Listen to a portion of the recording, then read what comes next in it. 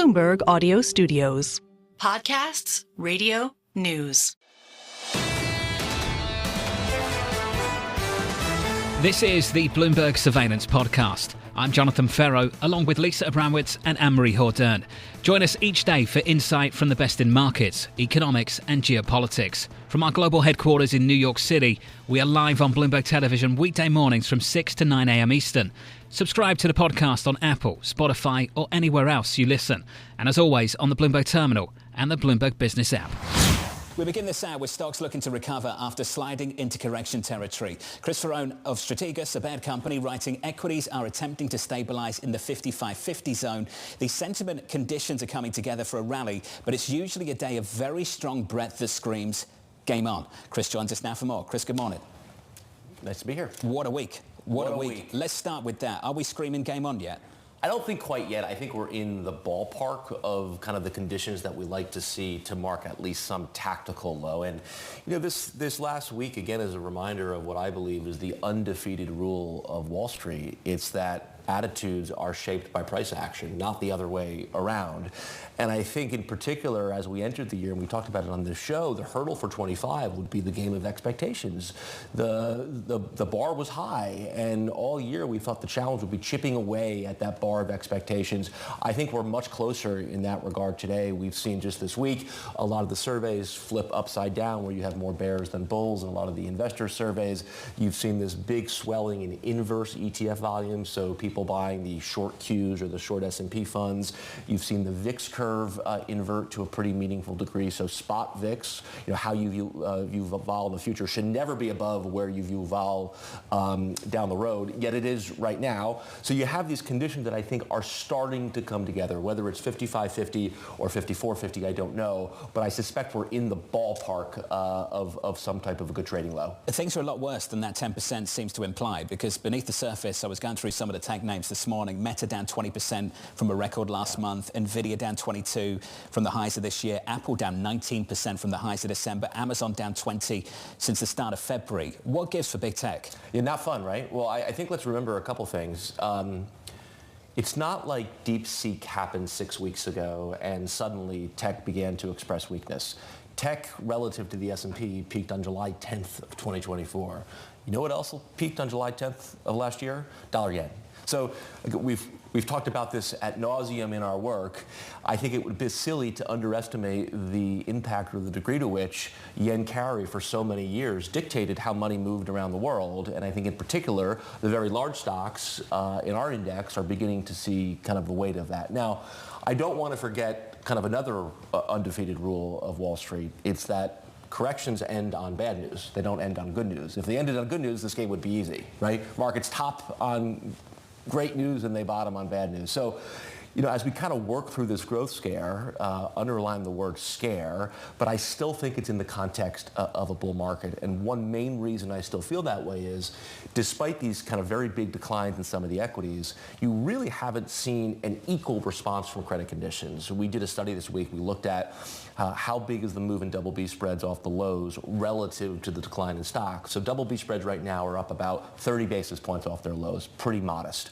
For a 10% decline in equities, you actually historically would expect double B spreads to be about 100 basis points wider. So you've actually seen some relative resilience there in credit versus equity. Oh, is that signal broken? Is that signal broken because we have a now buffer of private credit that has really shifted some of the credit incoming information from public markets? So I think no, but let's assume yes for a moment. Let's assume I'm wrong and you're right, and the explosion of private credit over the last number of years is really where the threat of the warning may be. So therefore, I think we ought to look at, you know, what these flag holders in the public markets of private credit are telling us. You know, it's Apollo, it's Blue Aloe, it's Blackstone, it's Ares, and you've had good corrections in those stocks, but in uptrends. I think if we're sitting here in 3-4 months from now and these stocks which are oversold have tried to rally and rally tepidly and don't rally as leaders and roll back over, then I think we can kind of begin to move more towards your view, Lisa. But it's not my view. I'm just presenting the hypothetical, just throwing it out there. I just think it's interesting, though. Are we really going to get the R word without credit en masse, public credit really deteriorating? Well, okay, the R word, right? I love that we can't even say recession. Woo! I mean, there's this question of just putting aside recession, there's a question about whether there's been a structural shift in the overall market flows that disadvantages the United States after advantaging the United States for so many years. You mentioned the peak in dollar yen, and that has sort of preceded some of these big moves downward in equities. George Saravelos of Deutsche Bank put out a report this morning titled Pain, talking about how European investors in U.S. equities are down some 30% simply because the dollar has not rallied in tandem with the weakness in equities. Is there a structural shift underway? We think so, and again, I think that structural shift is dated back to when the most important price in the world began to change, which was dollar yen. It was just congruent with this whole bull market in tech for 12 or 13 years week in. Now, I think one of the reasons I'm at least longer term, a little bit more sanguine about a lot of this is simply because this weakness in U.S. equities over the last month or two has really not been accompanied with weakness in global stocks. I mean, Europe has corrected here modestly, but it's held up much, much better. The Chinese market has, frankly, held up fantastic throughout all of this. So you're not seeing like the global bear market come together or the global recession come together. Copper is breaking out here. Sure. I think maybe one of the most important charts in the world for your viewers, our Chinese two-year yields are now going up. For the first time in 2 or 3 years, you've arrested the kind of financial crisis message from China, which was just bond yields in free fall. That has changed. It feels like developments elsewhere, and we were talking about this earlier this week, particularly in places like Europe and again in China, are reducing the so-called risk mitigation characteristics of treasuries. It's interesting that you mentioned what equities have done and what high yield hasn't done. I would look at equities this week. We're down again, and bond yields on a 10-year maturity are basically flat. There are days where it provides me comfort. There are days where it really doesn't provide me any comfort at all. What is the 10-year bond yield telling you at the moment about what it trades on and what it doesn't trade on? Yeah, it's probably been the hardest call for 2 years, and I think we've all wrestled with it one way or another. And the reality is, for 2 years, we've basically been in a range. There's been no right call. We're sitting literally on the 2-year average of 10-year yields. It's 421 is the 2-year average, and we're basically there this morning. I generally have leaned more bullish bonds. We wrote, I think in yesterday's work, as rates went up on a soft CPI, which is always a surprise, right? We thought the best you would do is maybe 440, 445 on 10s. I ultimately think you will still get a 3 handle on 10-year yields. But there's a pull on the other side here, and the pull on the other side is German 10-year yields look like they want to go to 350, and Chinese yields are going up, and we certainly know Japanese yields. So I think we're kind of in this very unsatisfying moment for global bonds. Again, I lean generally more constructive, particularly on the short end for yields lower. But I just want to make sure I don't get too cute with that call. We'll just sit on that call just for a little bit longer. Developments in Germany. How big are those developments? How could that change the way treasuries trade? Because typically we think about treasuries driving the global bond market. We don't think about other bond markets doing that to treasuries. It's funny, I was on your set in early January during Davos, and Christine Lagarde was speaking about how she was peak pessimistic on Europe. And I remember saying to you guys, I want to be a buyer of pessimistic central bankers. I remember. Right? And you think about that, why have European equities or Chinese equities or particularly the cyclicals in those parts of the world held up better even as rates have gone up sharply in Germany and sharply in China? I think it's because you have much more accommodative monetary policy both in Europe and in China. And that's the one difference today with this growth scare that we're going through. This is not the first growth scare of the last 2 or 3 years. It's not the first time cyclicals have corrected, but it's the first time it's happened where you don't really have a Fed that's particularly eager to kind of get back on the easing train. So that, I think, explains a lot of the resiliency ex-US and still a lot of stress here. Like, who gives first? Is it the administration or is it the central bank?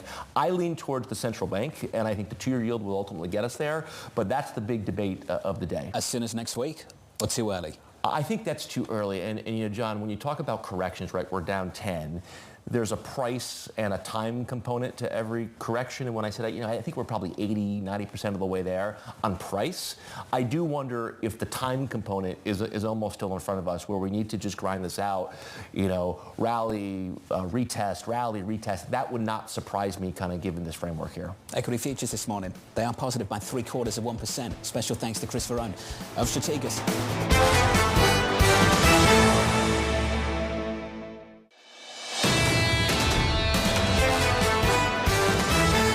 So Here's the latest this morning. President Trump standing firm behind his tariff agenda, reiterating plans to keep steel and aluminum tariffs in place and move forward with fresh tariffs on April 2nd. Yardeni of Yardeni Research citing Trump as he cuts his year-end S&P target to 6,400 from 7K, writing, quote, "We can't ignore the potential stagflationary impact of the policies that Trump 2.0 is currently implementing." Ed joins us now for more. Ed, welcome to the programme, sir. An important distinction here. Your revision is off the back of a change to the multiple and not to earnings. Can we start there? Just explain the difference between the two. Well, look, it's PE times E when we try to think about where the market's going. And I'm still hanging on to the idea that the economy is resilient. Over the past 3 years, we've had a tightening of monetary policy. And despite the tightening of monetary policy, the economy has continued to grow. So I'm hoping that that experience demonstrates that the economy will be able to withstand this mix of stagflationary policies. On the one hand, we've got a policy that's increasing the tariffs, which could potentially slow the economy down. And then, of course, we've got the Doge boys cutting back payrolls pretty aggressively in the federal government. Yet, despite all that, initial unemployment claims remain remarkably low. And there's lots of articles about how the consumer is going to retrench. But I think we're actually going to find that once we get March and April data, in the spring there will be growth, as Chauncey Gardner once said. Remember Chauncey? The idea is that the consumer will prove resilient. There was a lot of weakness in the consumer in January and February because both months were actually colder than average. And so I'm expecting that the economy will actually hang in there. So how much is this revision downward to your S&P call by year end a bond market call and not really a stock market call, with the expectation that bond yields will remain higher in the face of inflationary pressures? Yeah. Well, we've been expecting that the bond yield would stay high. We think that bond yields are kind of normal. They're back to basically 4.5% plus minus 25 basis points is kind of where we think bond yields should be. And as we've all noted, notwithstanding some of the weak numbers that we've had of late, the bond yield has actually gone up. No, it's basically a call on the fact that valuation multiples have been high historically, and they've been high historically justifiably if the economy continues to grow and giving us plenty of opportunities for earnings to kind of fill in for valuation multiples. But clearly, there's at least a recession scare. Lots of people are talking about a recession. As a matter of fact, last week, we raised the odds of a recession from 25% to 35%. So we're not saying that there's no way the economy is going to slow in the face of what's going on, but we're still betting on the resilience of the economy and earnings, where we think valuation multiples have already come in and will stay lower than we thought. Just a couple of weeks ago, Ed, you were sticking with the 7,000 target on the S&P for the year end. And you did make this revision just now of moving it down to 6,400, which is still a 16% upside from where we closed yesterday. Yeah. What triggered that? What made you think, okay, we need to take action because what's going on gives us a sense that maybe this isn't going to pass so quickly? Well, that's a good point. I think we are going to get some tariffs, obviously, but I think there are going to be negotiations. Maybe in some areas, as you just showed, the president's going to be stubborn on aluminum and steel. But I think there's room for negotiations on tariffs in lots of other areas. So that's what I'm expecting. The April 2nd is going to be kind of important because that's when we're going to have the reciprocal tariffs across the board. And I think that obviously will potentially could trigger more downside in the market in the short term. But I think it'll also trigger a lot of negotiations to reciprocally bring those tariffs down. Hey, Ed, it's a thoughtful call, and we appreciate your time breaking it down this morning. Ed Yardeni there of Yardeni Research on the latest for US equities.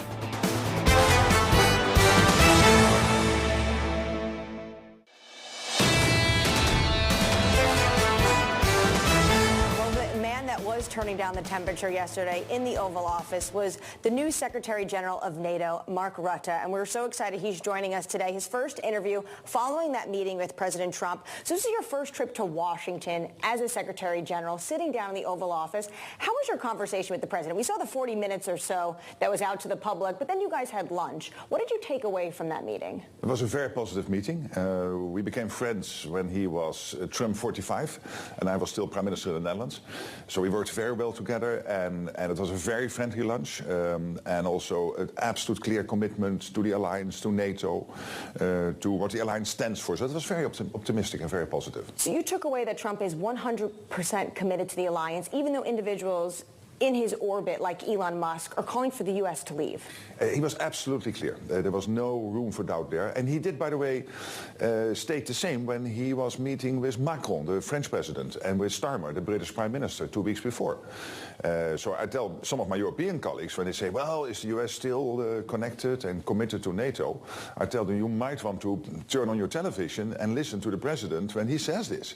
Because he was on the record, and again yesterday, stating this. So I have no doubt, and there is no reason to doubt that. Did you see Elon Musk yesterday? Were there any individuals at this table that you had to convince for the reasons why the U.S. should be a part of the alliance? Well, Elon was not there, but in the conversation there was nobody there doubting the need for alliance. But, of course, everybody very much pushing for more spending, and particularly on the European side, because we are lacking behind, but luckily we are now ramping up, and we're spending much more on the European side of NATO. Look what is happening now in Germany. This is staggering, potentially $500 billion euros/dollars extra on defense spending. That's historic.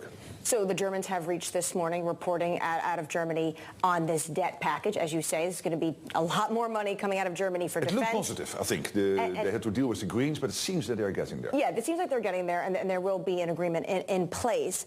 There is a debate, though, when it comes to Europe, or whether or not Trump is helpful because of things like this. The Germans are finally starting to spend on things like defense, not having to outsource it to the United States.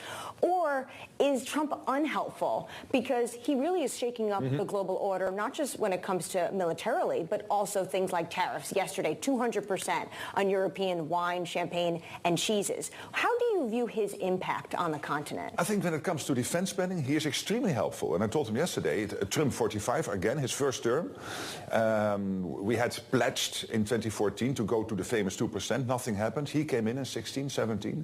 And then immediately you see the defense spending coming up. Now the aggregate amount is about 700 billion, going into 1 trillion extra. That was Trump 45. Now the second Trump presidency, he is only in his 50th days now, I think, or 51st day. We have seen 800 billion from the Europeans. We have seen this half-trillion package from the Germans, but also the Brits, the Swedes, the Czechs, the Belgians, so many others ramping up. And this is because they sense that with Trump in the White House, this is necessary, but also, of course, because we all realize in Europe and here in the US that Russia and China pose a threat, and that we have to rearm ourselves because they are doing this at an incredible pace. But on trade, he definitely is ratcheting up the tension when it comes to trade policy, tariffs with the European Union. Does that send the wrong message to NATO adversaries? Well, I would leave that to the EU and the US, but when I look at from an alliance point of perspective, I would argue that Europeans are buying 4 times more when it comes to defense industrial products here in the US than the US is spending in Europe. And I don't mind that difference, so it's a 4-to-1. So you guys are getting a better deal here than the Europeans. And that will only become more, because if we keep the equation the same and spending more, you will have the overall amount being involved really getting up. And already it's a couple of 100 billions over the last couple of years. The F-35s, the Patriot systems, and all the other great products from the defense industrial base here in the US being bought by the Europeans. And that's good news. I know you're preparing for the Hague summit this summer. Do you think you're going to increase defense spending to what the Trump administration is calling for, 5% of GDP for all NATO members? Well, but what we are doing is we have a process in place where we exactly determine what are the gaps, and these gaps are big. So we have to do a lot more than we're doing now, so it will be considerably more than 2%. We first now, the next couple of weeks, will decide on exactly what the gaps are in terms of long-range missiles, in terms of our armies, which are depleted, in terms of our defense defense against ballistic missiles, our command and control systems, all that. That is the priority now. And then you will come to a new number, and that will be much more than 2%. I believe it will be more than 3%, but I cannot now totally envisage where it will end up. But when you look at the hundreds of billions pouring in now, basically it is already happening, and that's the good news. Do you think that's an optimistic goal, or will that be a red line for this administration, say 5%? I think what we need to do collectively is to make sure that we can defend ourselves. And at this moment, we cannot defend ourselves going forward. Yes, now, but not in 4 or 5 years, because the Russians, for example, ammunition are producing in 3 months what the whole of the alliance, including the US and up to and including Turkey, is producing in a year. So we have to ramp up defense industrial production, and we have to ramp up on the European side and the Canadian side the defense spending.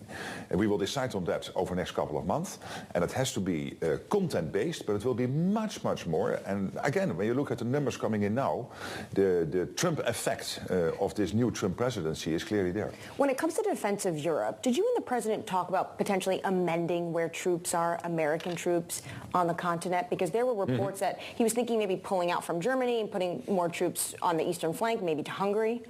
Well, we didn't go into that detail, but what we know, when Pete Hegseth, the Secretary of Defense, was visiting NATO, he was on the record saying, hey guys, you have to understand that as a United States, we also have to pivot towards the Indo-Pacific. So that means that we have to take care of more than one theater. Yes, the European theater, also the Middle East, also the Indo-Pacific. This, of course, history made you the leader as United States. That means that you have to attend these various issues, and that also will mean probably over time, the Europeans spending more, that you guys will have to look at, okay, where can we best deploy our troops? But that will be a gradual process, taking time and not abrupt. There was definitely, with this administration coming in, more troops being put on the U.S. southern border. Under the Biden administration, though, there was a surge of about 20,000 troops to Europe. Is this administration going to pull back that Biden surge of 20,000 troops because they have other priorities, like the southern border, like the Red Sea in the Middle East, like the Asia Pacific? Well, we didn't discuss those numbers in that detail. So, but would that concern you? No, what I think is important is that the US is committed to NATO, committed to the whole of the alliance, and is also committed to, if over time the Europeans are doing much and much more, and for the US also to attend to other issues like in the Pacific, and by the way, as an alliance, as a collective of 32 countries, we can also be helpful in a sense of projecting more American power at the world stage, because the US not being on its own, but embedded in an organization with 31 other allies, giving that whole... Do you think that was missing in the past 4 years, American power on the world stage? I think it was there, but I think we could have done much more. And when it comes to the European side of NATO, we were still lacking behind in terms of our defense spending. And again, I think... there's a hot war in Europe right now, and that's what I want to talk to you about, what's going on in Russia and Ukraine. While you were in the Oval Office, Steve Witkoff, the president's longtime friend, his special advisor, second meeting he had with President Putin in Moscow. Coming out of that meeting, Dmitry Peskov is saying he's cautiously optimistic. When do you think we could see a 30-day ceasefire? Well, I cannot predict that, but what I can say is that I'm But you're in more rooms than I am. Yeah, I know, but let me say this. First of all, the Trump administration, the president himself, broke the deadlock on this war, because he started to engage with the Russians. I think that's positive. With the Ukrainians, that's positive. And there was a deal last Tuesday in Saudi Arabia between the US and Ukraine on pushing for this ceasefire. So this is all good. Obviously, the US administration is now dialoguing with the Russians to see where they are on this. And that will be a step-by-step approach. But this is literally developing over the next couple of hours and days. So very hard to predict when that will happen. But I think this idea of having a 30-day ceasefire is a very wise plan, because it gives you the room to go into more detail on what next. You've heard from the Ukrainians. They want security guarantees. Did you get a sense from your meetings yesterday that the U.S. is willing to do that? Well, the U.S. is saying this. First, we need a peace deal / a ceasefire. And the president is very clear on this, that obviously there will be many issues to be discussed and debated when a ceasefire / a peace deal is there. But to discuss how to keep a peace deal, if there is not yet a peace deal, is also a bit strange. Of course, you have to think in parallel. He's already taken off Ukraine joining NATO off the table. Mm-hmm. So Ukraine is left asking this question, how are we going to know we're going to have proper security. Yeah, but he was also very clear, Pete Hegseth in Brussels, but also the president himself, that when there is a deal on Ukraine, it has to be lasting. It has to be durable. Putin should not have to try this again. So the question is then the how. How do you do this? Post a peace deal. Then I would side with the president. You first need to have a peace deal before you can get into these details. Obviously, behind the screens, there will be discussions on the what if there is a peace deal, how then to maintain that. But there are many ways to do that. And we know, of course, that the French... Will NATO be involved? Zelensky's calling for a monitoring mechanism coming from the alliance itself. I mean, there are many ways to do this, but I think for NATO to be as NATO involved will be difficult, but NATO will maybe always advise and look into what is the best way to do this. But in the end, what we are seeing now is the French and the Brits and the Brits and the Americans discussing how could you organize that. But again, I would caution a little bit that before you get in too much detail in terms of how to maintain the peace, you first need to have that deal. And it is a step-by-step approach, and one after the other. And there, I think Trump is right. Do you think we get a deal this year? Do you think the fighting stops this year? I'm optimistic, yes. And I know so Peskov is cautiously optimistic. I believe the National Security Advisor, Mike Waltz, is optimistic, and so are you. I would also be cautiously optimistic about this year, but I hope it is sooner, because the amount of people dying there, the destruction of whole cities happening as we speak, it is really very, very painful, and it is having an impact on so many families and so many people in Ukraine, but also on the Russian side. We know that there were days that the Russians were losing up to 1,500 people dying or seriously wounded a day, but also on the Ukrainian side, so many people dead and so many people seriously wounded. Before you were Secretary General of NATO, you ran a European country. Would you be willing to do business again with Russia after this? Because we are hearing reports of things like maybe gas deals come back into play. Well, I mean, I'm not there, because first of all, you have to maintain the pressure on the Russians to make sure that they do whatever is necessary. That's why we have the sanctions, and let's not be naive about the Russians. But longer term, Russia is there. I mean, Russia will not go away. And I've had many dealings with President Putin till 2014. In my first 4 years as Prime Minister, we had many negotiations. And I think it is normal, if the war would have stopped, for Europe to somehow, step by step, and also for the US, step by step, to restore normal relations with the Russians, but we are absolutely not there yet. We have to maintain the pressure on them to make sure that they are willing to engage seriously in talks with the American administration, and of course also with the Ukrainians. I think the markets and business leaders might be a step ahead of the leaders in this one. We have to end on Greenland, because you were in the middle of this Oval Office meeting, and the president's talking about how he wants to go after Greenland. He wants the critical minerals there. Are you concerned at any point you'll be mediating between two NATO members? No, I know that they are in close dialogue, Denmark and the US. So I will leave it at that discussion between the two of them. But there is a bigger issue at stake here, and that is the high north, the Arctic. And this includes the US through Alaska. It includes Canada. It includes Iceland, Norway, Sweden, Finland, and Denmark because of Greenland. And I think the president is totally right in saying, and others are arguing also, the Russians rearming there, the Chinese using these sea roads, knowing that we have a lack of icebreakers, there is a reason for these 7 countries, and NATO could be somehow involved here also in terms of advising and bringing the group together, that we have to take care of our defense in the high north. So this general issue he put on the agenda, I think that's positive. And it's something NATO will talk about this summer potentially? Potentially, and I think the 7 countries are coordinating, and if there is a role for NATO, we will always be present. And we hope to see you there at the summit. Thank you so much, Thank you so much. Rutte. Thank you so much for joining in. His first interview of the day after his Oval Office meeting with President Trump, and made it very clear to me, Jonathan, and our audience, President Trump is committed to the alliance.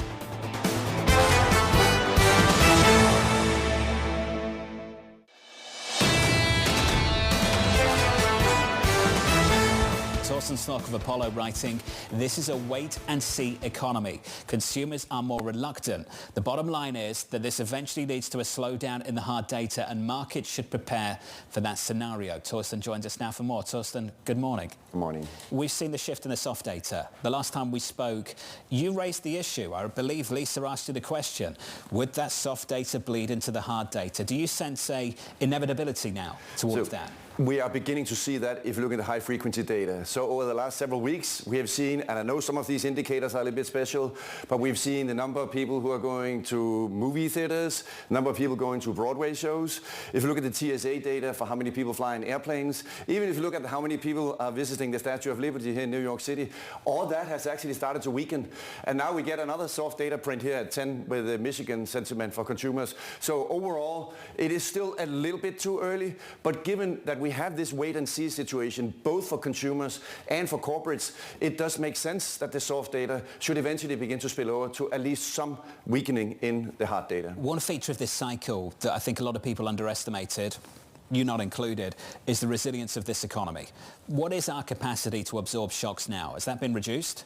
Well, that's a very important question because that depends on the nature of the shocks. And we're facing two shocks at the moment, namely DOGE, which is laying off government workers. Estimates suggest that there will be around 300,000 workers that might be losing their jobs. Remember that for every federal worker, there are 2 contractors, according to Brookings.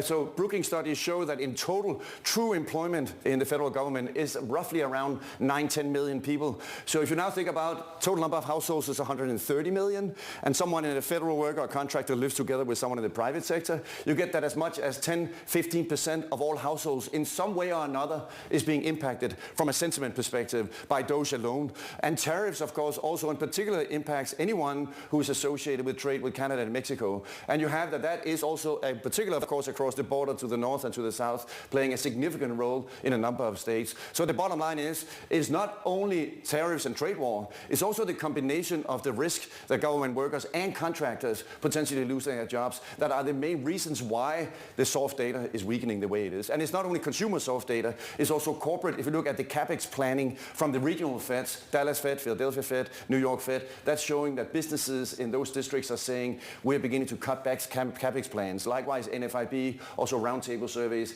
CapEx planning is also moving lower. So both consumer confidence moving lower, corporate confidence moving lower. It is a precursor for a slowdown coming in the hard data. There's an argument being made that if what was propping up the United States economy was government spending, it wasn't that strong to begin with. And this is actually somewhat of a withdrawal from a sugar high from an incredible amount of fiscal spend in the direct aftermath of the pandemic. Do you buy that? There is some truth to the detox argument in the sense that if you look at hiring in non-farm payrolls over the last 2 years, 25% of jobs created in 2023 and 24 were government jobs. The previous years, it was like 5-10%, much less. So a very significant part of jobs in the last 2 years had been coming from the government sector. So it is true that job growth has been slowing in the private sector, even going into these shocks that we're looking at the moment. Heading into 2025, you were pretty clear that you think that the inflationary shock was going to be maintained and that it was going to create a real problem for the Fed to actually offer a response to that kind of weakness in the economy. Do you continue to see that, even though the shocks that we're seeing right now to policy might have a bigger ramification on growth than you had previously expected? Well, the real challenge is that going into tariffs, we had that inflation, unfortunately, was still too high at around 3%. And most calculations suggest that you will add roughly half a percentage point to core PCE as a result of tariffs. So it makes a huge difference where you start. If you start with inflation at 3 and you add 0.5%, of course, the risk is that you will have too much upside and we're way above the Fed's target. Whereas if inflation had started at 1.5, which is where we were in 2016, and you add 0.5%, then inflation would move up towards the Fed's target. So the problem was really that the starting point for inflation when these policies came along was that it was unfortunately well above the Fed's target. So the risk is in this situation that you have inflation moving higher and growth slowing down, which of course is a definition of a stagflationary shock. We were talking to Mohamed Al-Arian earlier this week, and he made the point that given these dual shocks, the Fed should probably allow inflation to run a little bit hotter for a longer period of time and address the growth issues and cut rates at least once this year. Do you agree that that's more prudent at a time where there are these stagflationary forces starting to loom? Absolutely, because the Fed has the dual mandate. On the one side, if growth is slowing, is saying the Fed should be cutting. If inflation is going up, is saying the Fed should be hiking. I think the Fed will look at if growth starts to slow and if we over the next several weeks begin to see that unemployment begins to go up. Let's not forget that non-farm payroll is always done in the week of the 12th, means this week. So this is the week when they do the survey for the employment report. And if we do believe that this week was somewhat intense on the policy front, then there is, of course, a chance that non-farm payrolls for March could be on the weaker side. And if that's the case, then in the next several weeks, and particularly going into April, and with the April 2nd deadline also from Trump with the reciprocal tariffs, we come to the conclusion that the risk is that we might begin to see growth slow down. And the Fed will say, well, as long as inflation expectations are anchored, yes, actual inflation may be higher, but if inflation expectations are anchored, they will be focusing on growth slowing down. And therefore, the risks are that markets will be pricing in more cuts at the time. And by the way, it looks like from stock markets that they are almost saying, well, the Fed should be cutting many more times, whereas rates markets are saying, no, we only need 2 more cuts. So there's almost an inconsistency between the messaging from stocks that are now in correction territory and rates markets saying, no, we only need 2 more cuts. In the news conference on March 19th, next Wednesday, how does Chairman Powell address those issues? What are you looking for? So I'm looking very much for how much he's focusing on the soft data slowing down. He did do that at the US NPF last Friday here in New York City, where he was in his prepared remarks saying, everything is generally okay. But when he was sitting down with Anil Kashyap and asked questions, he was more saying, hey, something is going on that has some downside risks that we maybe should be putting more weight on. So I do think that he will begin to talk about, well, there's softness in the soft data, but maybe we also worry about softness in the hard data. We have seen this incremental shift from the November meeting into December. We don't assume, we don't guess, we don't speculate. Then in December, there was some assumptions, some guessing, some speculation. And then I agree with you. The recent address we had from Chairman Powell, there was another subtle shift. Just started to tackle policy issues head on in a way he hadn't done in the previous few months. And on some level, he kind of has to, because there is a sort of scenario analysis that has to come from the Fed for them to even be relevant about how they're measuring some of these aspects. And that's probably why the Statement of Economic Projections, which could be a dartboard, but is sort of a messaging tool about how they're going to potentially respond to what is transpiring in policy and how it's transpiring in data, even if it doesn't necessarily come to full pass. The difference now, I guess, is we're actually getting the policy. They don't have to speculate about it anymore. But that policy comes with a lot of volatility. And Torsten, they've got to manage interest rates through the cycle. Maybe Chairman Powell steps down in the next couple of years. I imagine he will. I don't know for sure, but I think we all think he will. I want to understand from that perspective, you sit there and you acknowledge the risks right now, but also you've got to think about tax cuts, the potential for looser regulation further down the road. How do you manage through the cycle with that in mind? Well, that's why this debate about is it policy dependent, is it data dependent, becomes really, really important, because, of course, the policy that's in place suggests that, well, so far the 2 things that we have seen from the beginning is DOGE, which is putting the unemployment rate up, and also tariffs, which is putting inflation up. So if that's the case, they need to deal with that shock as the first thing, even, as you say, if there are other policies coming on deregulation, on lower taxes, and potentially also more energy production. Torsten, Clinic, as always, good to see you, sir. This is the Bloomberg Surveillance Podcast, bringing you the best in markets, economics and geopolitics. You can watch the show live on Bloomberg TV weekday mornings from 6 a.m. to 9 a.m. Eastern. Subscribe to the podcast on Apple, Spotify or anywhere else you listen. And as always, on the Bloomberg Terminal and the Bloomberg Business app.